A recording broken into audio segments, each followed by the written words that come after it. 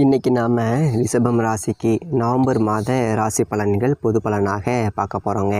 இந்த ரிஷபம் ராசிக்கு இந்த மாதத்தை பொறுத்த வரைக்கும் சற்று நிறைய முயற்சி அப்படிங்கிறது பண்ணணும். கலவையான பலன்கள் அப்படிங்கிறது தான் இந்த மாதத்தை பொறுத்த வரைக்கும், நவம்பர் மாதத்தை பொறுத்த வரைக்கும். ராசி அதிபதி 6ஆம் இடத்துல ஆட்சி பெற்று உட்கார்ந்துருக்காரு சுக்கிரன். இது சுக்கிரன் ஆட்சி பெற்று இருந்தாலும் உங்களுக்கு 6ஆம் பாவகம் ஒரு பாவகம் வலுப்படும் போது உங்களுக்கு அது ஒரு நெகட்டிவ் தான். அதாவது அவசரப்பட்டு நீங்கள் செயல்படுறது அல்லது இனம் புரியாத ஒரு கவலை, அவசரப்பட்டு செயல்படுவதனால நஷ்டங்கள் ஏற்படலாம் அல்லது உங்களுக்கு நீங்களே சில பாதகமான விஷயங்களை ஏற்படுத்தி கொள்ளலாம். எதிர்மறை எண்ணங்கள் அதிகமாக இருக்கும். ராசிக்குரியவன் 6ஆம் பாவகத்திலேயே ஆட்சி பெற்று இருந்தாலும் எதிர்மறை சிந்தனைகளால் சூழப்பட்டிருப்பீங்க. அப்படி ஒரு சூழல் இருக்கும். அப்போ அந்த எதிர்மறை எண்ணங்களை தவிர்க்கணும். உங்கள் கூடவே ஒருத்தர் பழகிட்டு இருக்கக்கூடிய ஒரு நபருடைய உண்மையான குணத்தை இந்த மாதத்தை தெரிஞ்சுப்பீங்க. அவரே தான் உங்களுக்கு எதிர்மறை எண்ணங்களை ஏற்படுத்திக்கிட்டு இருப்பார். அது வேலை பார்க்கக்கூடிய இடங்களில் இருக்கலாம் அல்லது உங்கள் அயலாக இருக்கலாம், உங்கள் நண்பர்களாக இருக்கலாம். ஆனால் அந்த நட்புங்கிற போர்வையில் அல்லது பழக்க வழக்கம் அப்படிங்கிற ஒரு போர்வையில் உங்களுக்கு சில நெகட்டிவை ஏற்படுத்தி உங்களை தவறான ஒரு வழியில் தூண்டிகிட்டு இருக்கிறவங்களை அடையாளம் காணக்கூடிய ஒரு வாய்ப்பு ஏற்படும். இன்னொரு முக்கியமான விஷயம், தனிப்பட்ட முறையில் ஜாதகம் பார்க்க இந்த வாரத்துக்கான அப்பாயின்மெண்ட் ஃபிக்ஸ் பண்ண சொல்லி நிறைய பேர் கேட்டிருந்தீங்க. இப்போது ரூபாய் 300 தெளிவாகவும் விளக்கமாகவும் ஜாதகம் பார்த்து தரோங்க. தாழ்மையான வேண்டுகோள், இந்த நம்பருக்கு ஃபோன் கால் அல்லது வாட்ஸ்அப்பில் கூட நீங்கள் கேட்டு உங்களுடைய அப்பாயின்மெண்ட் அப்படிங்கிறத ஃபிக்ஸ் பண்ணிக்கலாம். உங்களுக்கு தேவையான அனைத்து டீட்டெயிலும் நம்ம டீமில் இருக்கிறவங்க கொடுத்துருவாங்க. அப்பாயின்மெண்ட் டேட் மற்றும் டைம் ஃபிக்ஸ் பண்ணதற்கு பிறகு அந்த நேரத்தில் நான் உங்களுக்கு ஃபோன் கால் பண்ணி ஜாதகம் பார்த்து பலன்கள் அப்படிங்கிறது சொல்லிடுவாங்க. ஜஸ்ட் நீங்கள் வாட்ஸ்அப் அல்லது ஃபோன் காலில் உங்களுக்கான டவுட் அப்படிங்கிறத கேட்டுக்கலாம். சரிங்க, உங்களுக்கான அப்பாயின்மெண்ட் அப்படிங்கிறத டைம் ஃபிக்ஸ் பண்ணிக்கலாம். நிறைய பேர் எவ்வளோ நேரம் ஆகும் அப்படி சொல்லிட்டு கேட்குறாங்க. ஃபஸ்ட்டு நம்ம உங்கள் ஜாதக கட்டத்தை பார்த்துட்டு ஜனனகால பலன்கள் அப்படிங்கிறத சொல்லிவிடுவோம்.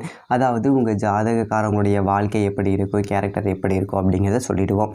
அதுக்கப்புறம் கோட்சார பலன்கள் அடிப்படையில் கடைசி ஒரு வருஷம் எப்படி இருந்துச்சு, எதிர்காலம் வரக்கூடிய ஒரு வருடங்கள்லாம் எப்படி இருக்கும் அப்படிங்கிறதெல்லாம் பார்த்துடலாம். அட் லாஸ்ட் பார்த்தீங்க அப்படின்னா இந்த டைமில் என்னென்ன நடக்கும், இந்த நேரங்களில் நீங்கள் என்ன செய்யணும், அதாவது ஜாதகத்தின் அடிப்படையில் இதெல்லாம் பார்த்துட்டு உங்களுக்கு தெளிவான ஒரு விளக்கமான பலன்கள் அப்படிங்கிறத சொல்லிவிடுவோம். இதை தாண்டி உங்களுக்கு ஏதாவது சந்தேகம் இருந்துச்சு அப்படின்னா கூட நீங்கள் கேட்டுக்கலாம். ஒவ்வொரு ஜாதகத்துக்குமே 30 நிமிஷம் வரைக்கும் நம்ம எடுத்துப்போம். தெளிவாகவும் விளக்கமாகவும் பொறுமையாகவும் உங்களுக்கு எல்லாமே சொல்லிவிடுவோம். இது இல்லாமல் உங்களுக்கு ஏதாவது சந்தேகம் இருந்துச்சு அப்படின்னா கூட நீங்கள் டவுட்டு கேட்டுக்கலாம். கடைசியாக ஜாதகம் இல்லைனாலும் பரவாயில்ல, பிறந்த தேதி, பிறந்த நேரம், பிறந்த இடம் மட்டும் சொன்னாலே போதும், நான் உங்களுக்கு ஜாதகம் பார்த்து பலன்கள் அப்படிங்கிறது சொல்லிவிடுவோம். நீங்கள் ஜஸ்ட்டு வாட்ஸ்அப்பில் ஜஸ்ட்டு ஒரு மெசேஜ் அல்லது ஒரு ஃபோன் கால் பண்ணாலே போதுங்க. சரி, வாங்க நாம் வீடியோக்குள்ளே போகலாம். 6ஆம் இடத்துல இருக்கக்கூடிய சுக்கிரன் உடல் நலத்தையோ அல்லது கடனுடைய அழுத்தத்தையோ ஏற்படுத்தும். வயதிற்கு ஏற்றாற் போல இது ஏற்படும். இப்போ உதாரணத்துக்கு ஒரு மிடில் ஏஜில் இருக்கீங்க அப்படின்னா கடன் அழுத்தம் கொஞ்சம் இருக்கும். வயதானவர்களாக இருக்கீங்க அப்படின்னா ஹெல்த் இஷ்யூஸ் இருக்கும். குழந்தைகளாக இருக்கீங்க அப்படின்னாலும் ஹெல்த் இஷ்யூஸ் வரும். அதனால் இதை கொஞ்சம் கவனமாக ஹெல்த் இஷ்யூ வராமல் முன்னெச்சரிக்கையாக உடல் விஷயத்தில் இருப்பது நல்லது. கொஞ்சம் உடற்பயிற்சி செய்யுங்க. உடனுக்குடன் மருத்துவம் எடுத்துக்கொள்ளக்கூடிய ஒரு சூழ்நிலை செய்யும்போது உங்களுக்கு பெரிய பாதிப்புகள் இல்லாமல் இருக்கும். சூரியனும் 4ஆம் அதிபதி 6ஆம் இடத்துல இருக்கார். வீடு வாகனம் சம்மந்தப்பட்ட செலவுகள் இந்த ஒரு காலகட்டத்தில் ஏற்படும். சில பேருக்கு வீடு மாற்றம் ஏற்படலாம், சில பேருக்கு வீடு ஆல்ட்ரேஷன், சில பேருக்கு சொந்தமாக வீடு வாங்கிறதுக்காக கடன் வாங்கக்கூடிய சூழ்நிலை அல்லது வீடு கட்டுறதுக்கான கடன், ஒரு சுப கடன் ஏற்படக்கூடிய ஒரு வாய்ப்பு உண்டு. 6ஆம் இடத்துல சூரியன் இருக்கும்போது கடன் கேட்டிங்கனாலே கிடைக்கும். அகலக்கால் வைக்காமல் பார்த்துக்கணும், இல்லைன்னா கடனுடைய அழுத்தங்கள் ஏற்படுத்திடும். இந்த சுக்கிரனும் 6ஆம் இடத்துல தான் இருக்குது. கிட்டத்தட்ட மாதம் ஃபுல்லாகவே சுக்கிரன் 6ஆம் இடத்துல தான் இருக்கும். சூரியன் நவம்பர் 17ஆம் தேதி வரைக்கும் இருக்கும். ஸோ அது வரைக்கும் பார்த்தீங்க அப்படின்னா வீடு வாகனம் சம்மந்தப்பட்ட செலவுகள் அல்லது இடமாற்றம், வீடு மாற்றம் போன்றவை ஏற்படும். இந்த மாதத்தை பொறுத்த வரைக்கும் வாகன மாற்றம் சில பேருக்கு ஏற்படலாம். பழைய வாகனத்தை கொடுத்துட்டு புதிய வாகனம் வாங்கக்கூடிய ஒரு வாய்ப்பு. சில பேருக்கு ஒரு சிறு தூர பயணம் போய்ட்டு வரலாம். அது உங்களுக்கு ஒரு மன அமைதியை ஏற்படுத்தும். குரு 3ஆம் இடத்துல இருந்து உங்களுக்கு நவம்பர் 11ஆம் தேதி தான் வக்ரமாகிறாரு. அது வரைக்கும் 3ஆம் இடத்துல உச்ச குருவாக இருக்கக்கூடியவர், 8க்குரியவர் 3ஆம் இடத்துல இருந்து 11ஆம் பாவகத்தை பார்க்கறதுனால உங்களுடைய முயற்சிக்கேற்ற பலன்கள் கிடைக்கும். அதாவது கடுமையான முயற்சிகள் மூலமாக உங்களுக்கு ஆதாயம் வரும். வேலை விஷயமாக ஒரு ஊர் விட்டு வெளியூர் போயிட்டு இன்டர்வியூ அட்டன் பண்ணுறீங்க அப்படின்னா அந்த வாய்ப்புகள் உங்களுக்கு கிடைக்கும். அலைச்சல்கள் இருக்கும், ஆதாயங்களை கொடுக்கும். பிஸ்னஸ் பண்ணக்கூடியவர்களுக்கு இந்த மாதத்தை பொறுத்த வரைக்கும் வருமானம் கூடுதலாக கிடைக்கும். திடீர்னு வருமானம் அப்படிங்கிறது வரும். அதே அளவுக்கு சுப விரயங்கள் நிறைய ஏற்படும். குருவை பொறுத்த வரைக்கும் 3ஆம் பாவகத்தில் இருக்கும் பொழுது 8க்குரியவன் ஒரு மறைவு ஸ்தானாதிபதி, இன்னொரு மறைவு ஸ்தானத்தில் இருப்பது நல்லது தான். அந்ததொரு வகையில் குரு 3ஆம் இடத்துல இருக்கக்கூடிய காலகட்டம் ஃபுல்லாகவே இந்த குரு உங்களுக்கு நல்ல ஸ்டேட்டில் இருக்கார். நன்மையை செய்யக்கூடிய ஒரு அளவில் தான் இருக்கார். நவம்பர் 11ஆம் தேதி வக்ரம் ஆகிட்டாலே அதனால ரொம்ப நன்மை தான். நவம்பர் 11ஆம் தேதிக்கு மேலே திருமணம் ஆகாதவர்களுக்கு வரன் பார்க்குறீங்க அப்படின்னா வரன் கூடுறது. வரன் சில பேருக்கு திருமணமே ஆகக்கூடிய வாய்ப்பு. மறுமணத்திற்காக வரன் பார்க்குறீங்க அப்படின்னா மறுமணத்துக்கான வாய்ப்பு கூடுறது. நவம்பர் 11க்கு பிறகு வாய்ப்பு மாற்றம் கூடுறது. வழக்குகளில் இருக்கிறீங்க அப்படின்னா இந்த காலகட்டத்தில் சாதகமாக போகும். உங்களுக்கு வழக்குகளில் வெற்றியை ஏற்படுத்தும். இந்த காலகட்டத்தில் கடன் கேட்டிங்கன்னா கடன் கிடைக்கும். நோய் போகும். இது எல்லாத்தையும் கொஞ்சம் நீங்கள் பார்த்துக்கணும். அதே போல் சூரியன் இருக்கிறதுனால அது சக்ஸஸும் உண்டு. பெரிய அளவுக்கு பாதிப்பு வராது. நவம்பர் 17ஆம் தேதிக்கு பிறகு சூரியன் 7ஆம் இடத்துக்கு வந்துடும். மாதம் ஃபுல்லாகவே செவ்வாய் 7ஆம் இடத்துல ஆட்சி. விருச்சகத்திலேயே செவ்வாய் ஆட்சி பெற்று இருப்பது அப்படிங்கிறது நன்மையா அப்படின்னா இதுவும் ஒன்றும் பெரிய அளவுக்கு ஒரு பாசிட்டிவ் கிடையாது, நெகட்டிவ் தான். பொதுவாகவே ராசி அல்லது லக்னத்திற்கு 7ஆம் இடத்துல செவ்வாய் இருந்தால் என்ன ஆகும்? வாழ்க்கை துணைவரை விட்டு ஏதோ ஒரு வகையில் சற்று பிரிந்திருக்கக்கூடிய சூழ்நிலை ஏற்படுத்தும். கணவன் மனைவி உறவு நிலையில் சில கருத்து வேறுபாடுகள் இருக்கும். தொழில் காரணமாக சில பேர் பிரிஞ்சிருப்பீங்க. சில பேர் ஒரே வீட்டில் இருந்து கூட தனித்தனியாக இருக்கக்கூடிய சூழ்நிலைகள் இருக்கும். ஒரு அன்னோனியம் அப்படிங்கிறது கொஞ்சம் குறைவாக இருக்கும் 7ஆம் இடத்துலையே செவ்வாய் இருக்கும்போது. அதோட சூரியன் சேரும்போது என்னாகும் அப்படின்னா நீங்கள் நல்ல வார்த்தைகளே சொன்னால் கூட வாழ்க்கை துணை வகையில் சில கருத்து வேறுபாடுகள் வரும். ஒரு மிஸ் அண்டர்ஸ்டாண்டிங் பண்ணிப்பாங்க. வாய் தவறி ஏதாவது தப்பாக பேசிட்டீங்க அப்படின்னா அதையே எடுத்துப்பாங்க. அதன் மூலமாக குடும்பத்தில் சண்டை வரும். அதே போல் 4ஆம் அதிபதி 6ஆம் இடத்துல இருக்கிறாரு. ஆரம்ப காலகட்டத்தில் மாதத்தோட முதல் பகுதியை சொல்கிறேன். இந்த இடத்துல நவம்பர் 17க்குள்ளே தாய் வழி உறவுகளாலேயும் சரி, வாழ்க்கை துணைவருடைய உறவுகளாலேயும் இந்த நேரத்தில் சில கருத்து வேறுபாடுகள் உங்களுக்கு வரும். ஏன் அப்படின்னா செவ்வாய் மாத தொடக்கத்தில் இருந்து மாதம் ஃபுல்லாகவே 7ஆம் இடத்துல தான் இருக்காங்க. ஸோ அதனால் கணவன் மனைவி உறவு நிலை அப்படிங்கிறது சிறப்பாக இருக்கணும் அப்படின்னா கொஞ்சம் விட்டு கொடுத்து தான் போகணும்.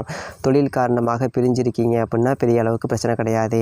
அதே போல் செவ்வாய் விரையாதிபதியாகவும் வரக்கூடியவர்.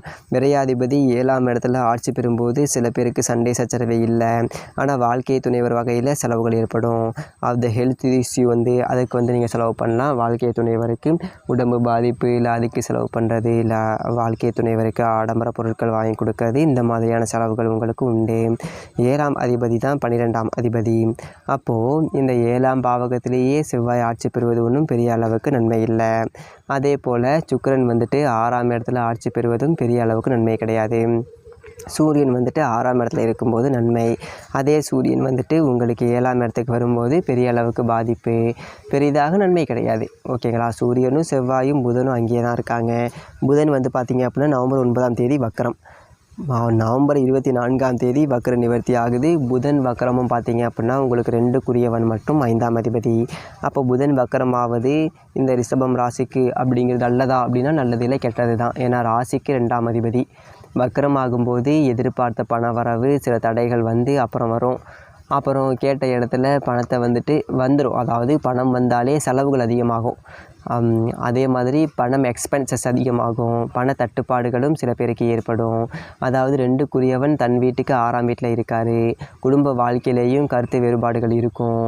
அதே போல் கொடுக்கல் வாங்கலில் பிரச்சனைகள். நீங்கள் பணம் கொடுத்தீங்க அப்படின்னாக்க அதை வாங்க முடியாது சில பேருக்கு. சில பேருக்கு வாங்கின பணத்தை கொடுக்க முடியாது. கடனுடைய அழுத்தங்கள் ஏற்படும். பிள்ளைகள் வகையிலேயும் செலவுகள், சில பிள்ளைகள் வகையில் மனக்குறைகள் இந்த ஒரு காலகட்டத்தில் இருக்கும்.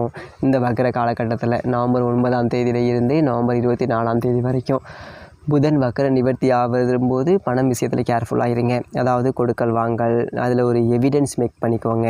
மேலும் இந்த நேரத்தில் அதிகமாக எக்ஸ்பென்சஸ் ஆகும். அது உங்களுக்கு பற்றாக்குறையை ஏற்படுத்தும். அகலக்கால் வைக்க வேண்டாம். புதிய முயற்சி இந்த ஒரு மாதத்தில் செயல்படுத்த வேண்டாம். இந்ததொரு மாதத்தை பொறுத்த வரைக்கும் கொஞ்சம் கலவையான பலன்கள் தான். ரொம்ப சிறப்புன்னு சொல்ல முடியாது, ரொம்ப மோசம்னு சொல்ல முடியாது. உங்களுக்கு 10ல் வந்துட்டு ராகு, 4ஆம் இடத்துல கேது. 10ல் இருக்கக்கூடிய ராகுவால் வேலையை விட்டுட்டு வேலை விட்டுட்டீங்க அப்படின்னா திரும்ப கிடைக்கும். வேலை இல்லைங்கிறவங்களுக்கு எங்கேயாவது இந்த மாதம் வேலை கிடைச்சிரும். ஏன்னா 6ஆம் இடத்துலையே சுக்கிரன் ஆட்சி பெற்று இருக்கிறதுனால வாய்ப்புகள் உங்களை தேடியே வரும், புதிய வாய்ப்புகள் வரும். அதே போல் 10ல் ராகு இருக்கும்போது ஹார்ட் ஒர்க் பண்ணுவீங்க, அதுக்கேற்ற ஒரு தன்மை கிடைக்கும். பிஸ்னஸ் பண்ணக்கூடியவர்களுக்கு புதிய ஒப்பந்தங்கள் நிறையவே சைன் ஆகும், அது உங்களுக்கு ஆதாயத்தை கொடுக்கும். 4ஆம் இடத்துல இருக்கக்கூடிய கேது நெகட்டிவ் தான். பொதுவாகவே 4ல் கேது இருக்குது, சிம்மத்தில் ராகு கேது இருக்குது அப்படின்னா அது ஹெல்த்தை பாதிக்கும். பிள்ளைகள் வகையில் ஒரு மனக்குறை இருந்துக்கிட்டே இருக்கும். பிள்ளைகள் வகையில் செலவு பண்ண வேண்டிய சூழ்நிலைகள் வரும். பிள்ளைகளால் உங்களுக்கு விரயங்கள் ஏற்படும். 5க்கு 4ஆம் இடம் 12ஆம் பாவகம். அந்த வகையில் சொல்கிறேன். 4ஆம் இடத்துல கேது இருக்கிறதுனால அலைச்சல்கள் இருக்கும். தாயாருக்கு உடல்நல தொந்தரவு பாதிப்பு இதெல்லாம் போகும். தாயாருடைய நலத்தை பார்த்துக்கோங்க. அயலாறுகள் மற்றும் தாய் வழி உறவுகள், வாழ்க்கை துணைவரோட உறவுகளோட கருத்து வேறுபாடுகள் வராமல் பார்த்துக்கொள்வது புத்திசாலித்தனமான காலகட்டமாக இருக்கும். 11ஆம் பாவகத்தில் இருக்கக்கூடிய சனி எந்த நிலையில் இருக்கிறாரு அப்படின்னா, இந்த சனி வக்ரமான பின்னாடி பார்த்தீங்க அப்படின்னா நிறைய பேருக்கு வேலையில் ஒரு டென்ஷன் இருந்துக்கிட்டே இருக்கும், நெருக்கடிகள் இருக்கும். வேலையை விட்டுடலாமா, வேலையை மாறலாமா அப்படிங்கிற எண்ணங்கள்லாம் இருந்துக்கிட்டு இருக்கும். இந்த வக்ர நிவர்த்தி அப்படிங்கிறது நவம்பர் 28ஆம் தேதி ஏற்படுது. இந்த வக்ர நிவர்த்தி ஆச்சுன்னா உங்களுக்கு வேலையில் இருக்கக்கூடிய டென்ஷன், இந்த டிப்ரெஷன் அப்படிங்கிறது குறையும், ஒர்க் ப்ரெஷர் கொஞ்சம் குறையும். அதே போல் வேலையை மாற்றலாம் அப்படிங்கிற எண்ணங்கள் அப்படிங்கிறது மாறும். பதவி உயர்வோ அல்லது ஊதிய உயர்வோ கிடைப்பதற்கான வாய்ப்பு உண்டு. அப்படி இல்லைனா நீங்கள் வெளியில் ட்ரை பண்ணுறீங்க அப்படின்னாலும் அடுத்த மாதம் நவம்பர் 28க்கு மேலே புதிய வாய்ப்புகளில் நல்லது ஒரு பெனிஃபிட்டான ஒரு காலகட்டமாகவே இருக்கும். இந்த சனி 11ல் இருந்து வக்கரமானதுனால உங்களுக்கு ஒரு சொல்லப்போனால் 9, 10க்குரியவன் வக்கரமாகும் போதே அது ஒரு நெகட்டிவான பலன் தான். அப்போ இந்த மாதம் ஃபுல்லாகவே வக்கரத்தில் தான் இருக்கார். அப்போது தந்தையினுடைய உடல் நலத்தில் கவனம் செலுத்திக்கணும். 9க்குரியவன் தந்தையால் ஆதாயங்கள் அப்படிங்கிறது உண்டு. சொத்துக்கள் கைமாறுதல் சில பேருக்கு இருக்கும். பூர்வீக சொத்து கிடைக்கும் சில பேருக்கு. ஏன்னா 3ஆம் இடத்துல இருக்கக்கூடிய குரு பகவான் உங்களுக்கு 9ஆம் பாவகத்தை பார்க்குறாரு. அந்த வகையில் தந்தையினுடைய உடல் நலத்தில் சின்ன சின்ன தொந்தரவுகள் வரும், பெரிய அளவுக்கு பாதிப்பு வராது. அதே போல் தந்தையால் ஆதாயம், தந்தையினுடைய சொத்துக்கள் கிடைக்கிறது போன்றவை ஏற்படும்.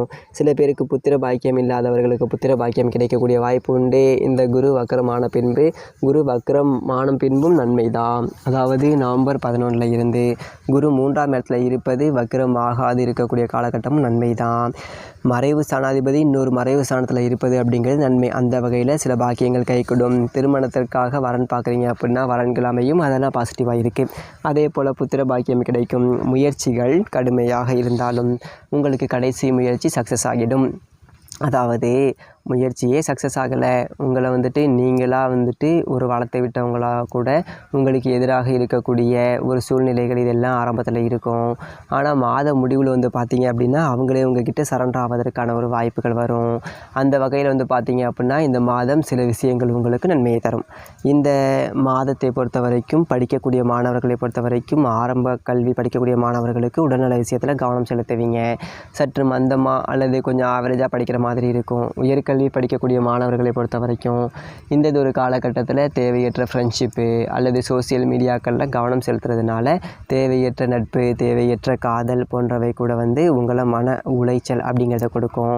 அதனால் இந்த ஒரு காலகட்டத்தில் தேவையற்ற நட்பு, காதல் போன்றவற்றை ஈடுபடாமல் இருப்பது நல்லது. உயர்கல்வி படிக்கக்கூடியவர் 18, 19 படிக்கக்கூடிய உங்களுக்கு சொல்கிறேன், சுக்கிரன் ஆட்சி பெற்று இருக்கிறதுனால சில பேருக்கு எதிர்ப்பாலின உறவு கூட வரக்கூடிய வாய்ப்பு உண்டு. இந்த எதிர்ப்பாலினர் உறவு என்பது எல்லாருக்குமே வந்துடுமா அப்படின்னா அந்த பொதுப்பலன் அப்படிங்கிற சொல்கிற மாதிரி உறவு இல்லாதவர்களுக்கெல்லாம் உறவு வந்துடும் அப்படிங்கிற மீனிங் கிடையாது. இந்த மாதத்தை பொறுத்த வரைக்கும் எந்தெந்த தொழிலாக சிறப்பாக இருக்கும் அப்படின்னு பார்த்தீங்க அப்படின்னா குறிப்பாக 10ஆம் அதிபதியாக வரக்கூடிய சனி பகவானை பொறுத்த வரைக்கும் 11ஆம் பாவகத்தில் இருந்து புரட்டாதி நட்சத்திரத்தில் இருக்கிறாரு இந்த மாதம். அந்த ஒரு வகையில் நிதி நிர்வாகம், இன்சூரன்ஸாக இருக்கட்டும், அதே போல் சேல்ஸ் அண்ட் மார்க்கெட்டிங், இந்த மாதிரி ஆசிரியர் தொழில், நிதித்துறை, அக்கௌண்ட்ஸு, காமர்ஸு, ஆடிட்டிங் இந்த மாதிரியான துறைகளில் இருப்பவர்கள், அரசு பணியில் இருப்பவர்களுக்கு இந்த ஒரு மாதம் சிறப்பான மாதம். இந்த ஒரு மாதத்தை பொறுத்த வரைக்கும் மண்மனை விவசாயம் சார்ந்த தொழில், நீர் சம்பந்தப்பட்ட தொழிலில் இருப்பவர்களுக்கு நல்லதொரு வருமானம் வரும். அந்த அளவுக்கு செலவு அப்படிங்கிறது இருக்கும், விரயங்களும் நிறைய இருக்கும். அகலக்கால் வைக்காமல் இந்த மாதம் கொஞ்சம் இருந்துக்கோங்க. பெரும் கடன் படாமல் இருந்துக்கணும். கடன் கேட்டால் கிடைக்கும், ஆனால் அது பெரும் கடன் படாமல் இருந்தீங்க அப்படின்னா நல்லது. அதே போல் இந்ததொரு மாதத்தை பொறுத்த வரைக்கும் பெரும்பாலான கிரகங்கள் வந்து பார்த்திங்க அப்படின்னா பாசிட்டிவாக இல்லை. குரு இருக்கிறது அப்படிங்கிறது பாசிட்டிவாக இருக்குது. அந்த வகையில் பணம் கிடைக்கும். செலவு பண்ணுறதுக்கு செவ்வாய் வந்துட்டு நெகட்டிவாக இருக்குது. விரையாதிபதி நெகட்டிவாக இருந்தாங்க அப்படின்னா ஆட்சி பெற்று இருக்கும்போது விரயங்கள் ஆகும். வாழ்க்கை துணைவர் வகையில் ஆகும், பிள்ளைகள் வகையில் ஆகும். பிள்ளைகள் பற்றியும் அல்லது வாழ்க்கை துணைவர் பற்றிய கவலைகளும் இது ஒரு காலகட்டத்தில் உங்களுக்கு இருந்துக்கிட்டே இருக்கும். இதனால் பெரிய முடிவுகள் எடுக்காமல் இருக்கிறது அப்படிங்கிறது நல்லது. வேலைகள் கூட மாறலாம் அப்படின்னு நினைக்கக்கூடியவர்கள் பிறகு நவம்பர் 28க்கு பிறகு முயற்சி பண்ணுங்கள், முடிவு பண்ணுங்கள். அதான் ரொம்ப நல்லது. இந்த மாதத்தை பொறுத்த வரைக்கும் வழிபட வேண்டிய தெய்வம் எதுன்னு பார்த்தீங்க அப்படின்னா, இந்த மாதத்தை பொறுத்த வரைக்கும் முருகனை வழிபாடு செய்வது நல்லது. முற்றிலும் உங்களுடைய வினைகள் அப்படிங்கிறது தீரும். அதே போல் விநாயகர் வழிபாடு அப்படிங்கிறது உங்களுக்கு நன்மையை கொடுக்கும். விநாயகருக்கும் முருகனுக்கும் வழிபட எல்லா செல்வங்களும் பாக்கியங்களும் கிடைக்கும். சனிக்கிழமைகளில் விநாயகர் கோயிலுக்கு போய்ட்டு வாங்க. உங்களுடைய தடைகள் அப்படிங்கிறது நீங்கும், முயற்சிகள் வெற்றியாகும், மன அமைதி அப்படிங்கிறது கிடைக்கும், ஆரோக்கியம் பெருகும். ஓகே, இந்த பதிவு உங்களுக்கு பிடிச்சிருந்துச்சி அப்படின்னா லைக் பண்ணுங்கள். இதை மற்றவர்களுக்கும் ஷேர் பண்ணுங்கள். தனிப்பட்ட முறையில் ஜாதகம் பார்க்க கீழே இருக்க நம்பருக்கு கான்டாக்ட் பண்ணுங்கள். நன்றி, வணக்கம்.